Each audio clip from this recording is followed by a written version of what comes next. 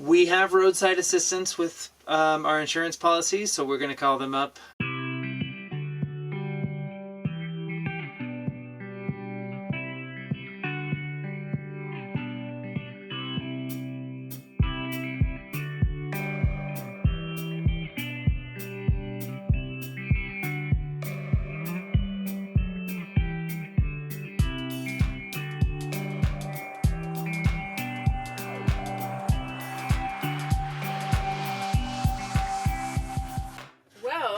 We left Corn Creek Springs a couple nights ago and spent last night at the Southern Nevada Welcome Center in Calnavari. And then today we moved on to a BLM spot, the heart of the Mojave.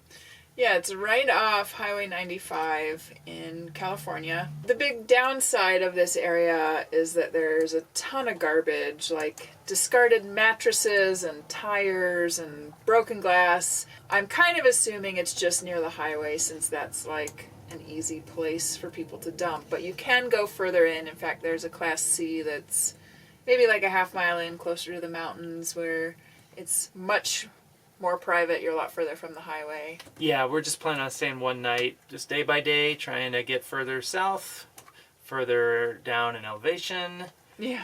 And it is getting warmer.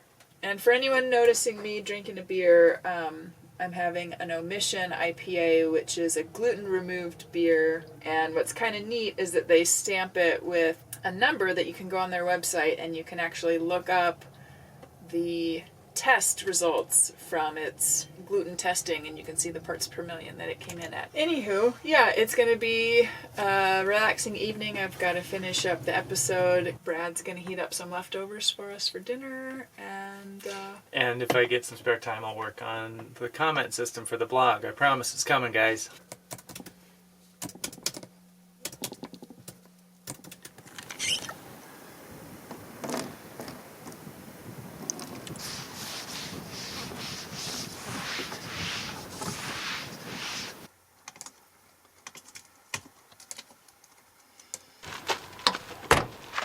Hey, we were just about to drive away and then we turned on the TPMS and one of our tires was down to 40 something PSI, which on an RV is very low. It should be 85 or so, I think, is where we keep it. So I'm gonna see if I can add some air to it.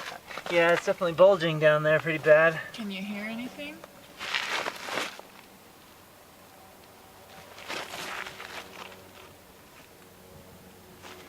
I don't think so.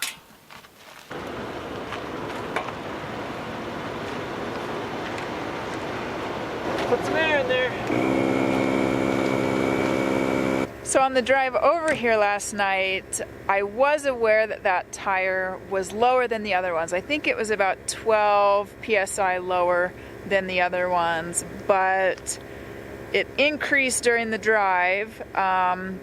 They all did, you know, because of driving and temperature increases, but you know, we thought that was good. It didn't at least decrease during the drive, but I'd kind of forgotten all about it, and luckily we turned on the TPMS at the start of the drive like we almost always do. Sometimes I forget until we're, 5 miles down the road, but that was the first tire to register, and so it started alarming immediately, and we hadn't left yet, so. So I found the problem right away. Just looked down there and I found a nail in there. Come look. Oh, I can't tell on here. Oh, I see.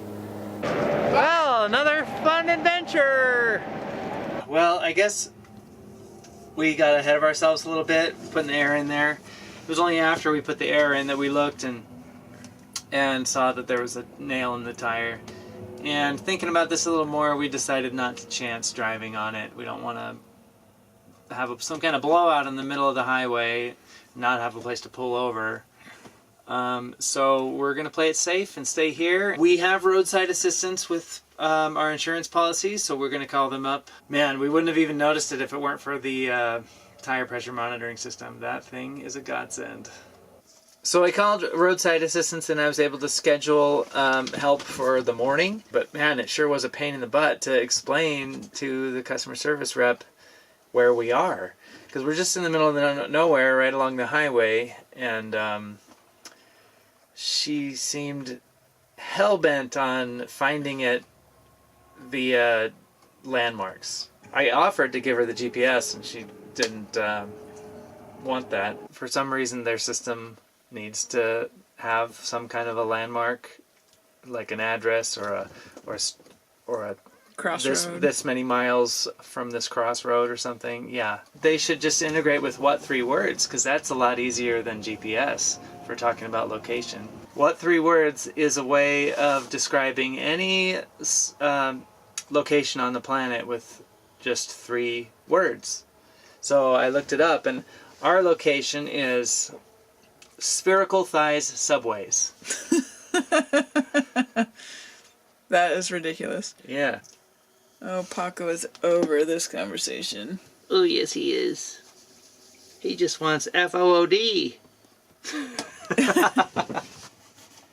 All right. Should we flag him down? Or? They're here. No, I think they can tell we're it. I'll go out there. Our roadside assistance team came, and I asked them if they might be able to just patch the tire, but they said the patch they would do here would not be as good. They recommended doing a patch from the inside, which would be done at a shop. They're going to go ahead and put our spare tire on, and then we're thinking we'll get to a tire shop in Parker. Hopefully, if they think this one that we have can be salvaged, we'll patch it, because it's only 2 years old, so we hate to have to buy a brand new one and waste that tire.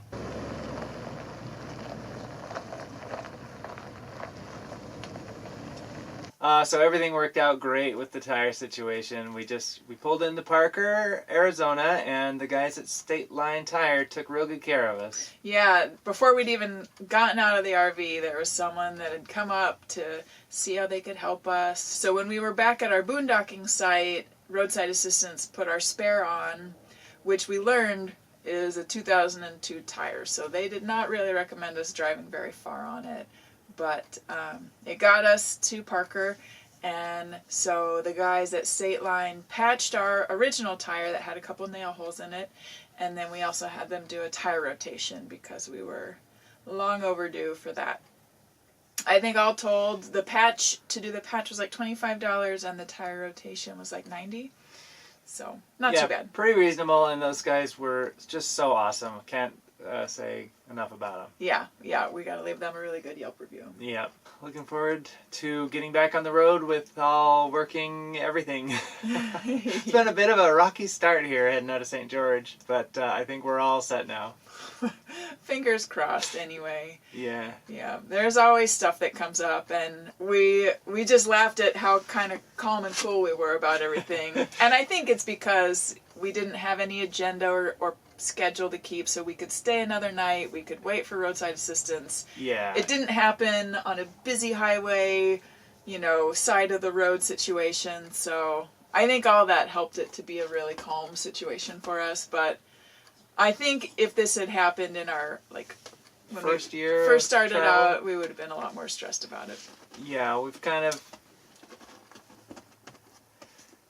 We've gotten better at rolling with the punches, I think. Yeah, we've learned to have a really relaxed travel style, and that helps a lot. Yep, for sure.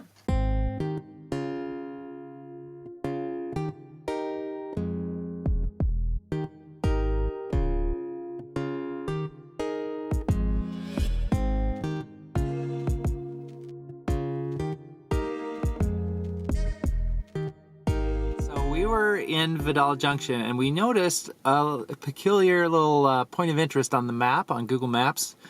It's called Rice Shoe Fence. Is that right? I think so. Yeah, I think this area is called Rice, and there's this fence here just covered in shoes and all sorts of other things, just knickknacks and whatnot, and it's a little creepy to me. It seems like a little graveyard or something, but we're gonna go check it out. Yeah, what is really fascinating to us was the reviews on Google for this place are like 5-star reviews. People love it. Brad thought maybe they're sarcastic, but people are like, the energy in this place is amazing, and they just think of all the stories, and so I don't know. Yeah, we'll go see if we feel any of that excitement. Yeah. I am not holding out too much hope, but I'm trying to be open-minded. You're already a skeptic. No. We'll see. Let's go check it out. All right.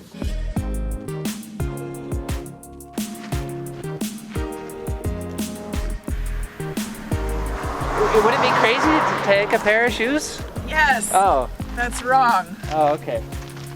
Very wrong.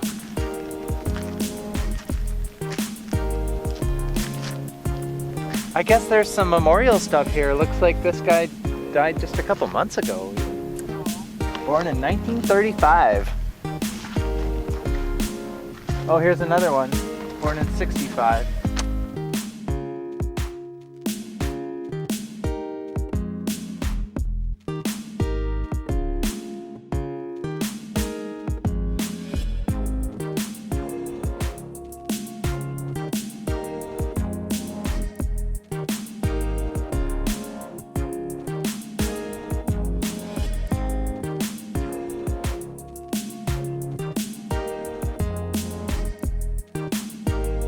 It's a fairly interesting stop, worth stopping at, I guess, if it's not too far out of the way.